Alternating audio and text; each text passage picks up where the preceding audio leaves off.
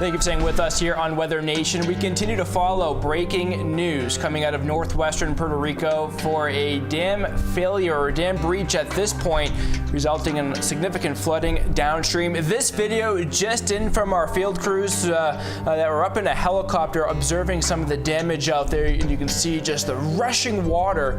Flash flood emergency remains in effect here across this region. Certainly a very devastating situation unfolding this evening into Puerto Rico. And we do have that flash flood warning for the Isabela and Quebradillas municipalities in case you have family or friends there. Those are the two municipalities that have that flash flood warning continuing until 8:15 p.m. That's right. So we're certainly following the situation very carefully. We do have on the phone with us Jay Fonseca there out of Puerto Rico. We appreciate you joining us this evening. You can hear us, and I believe you have the opportunity, Jay, to get out and around to Puerto Rico for today. Can you describe to us what you have been seeing so far?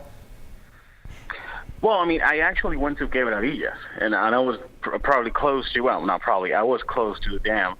But we didn't know then that it was going to have this problem. So it's Quebradillas, it's devastated. The worst of the hurricane was in that part. It was in the southeast, that's in the northwest of the island. Yeah, I went to Quebradillas yesterday and then went back to Yabucoa, Caguas, and San Lorenzo, which are mine. I was born in Chicago, but I was raised here in Puerto Rico, and I was raised in San Lorenzo. So I do know that area, the southeast part of the island, that was hit directly when the eye of the hurricane came. And it's just, I mean, the difference is amazing. I thought the north side was devastated. I mean, but the southeast of the island, it seems like a bomb was dropped there. And Jay, we were talking about the issues with communications. Is it any better today, or are we still seeing a lot of problems across the entire island? No, it's bad. It hasn't improved any. I actually bought a phone, a satellite phone, just to be around because I needed to be communicating with people. So, but no, there is no communication at all, and that's the worst part. People are they're really trying to reach family members, and that's going to delay the rescue efforts. And for example, what's happening right now in Isabela and Quebradillas, that they're actually driving there to take people out. But there are other people that are just around looking for a cell signal.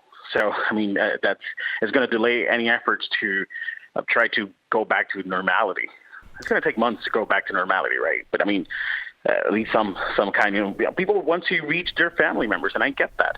But they don't know that, they don't realize that they're delaying the recovery efforts.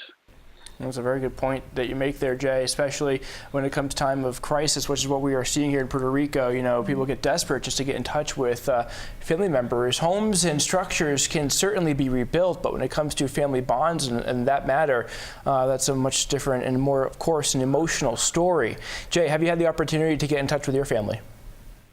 I did today, actually. That's why I traveled that much as well, and not only for travel. I mean, not only to check the areas as my job, but also to check on my family. And yeah, they're fine. They're out of electricity. Just to get there was, I had to rent a Jeep and drive there in a 4x4. It's difficult. It's going to take months. We're going to be out of power for months, out of water for weeks, and probably no communications for weeks as well.